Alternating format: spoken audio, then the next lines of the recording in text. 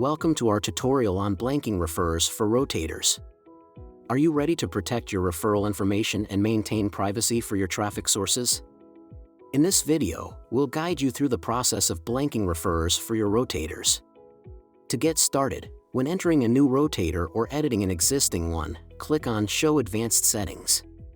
Then, scroll down to Blank Referrals.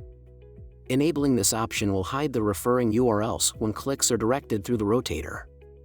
This ensures that recipients, such as John in our example, will not see where the clicks are coming from, thus preserving the privacy of your traffic sources.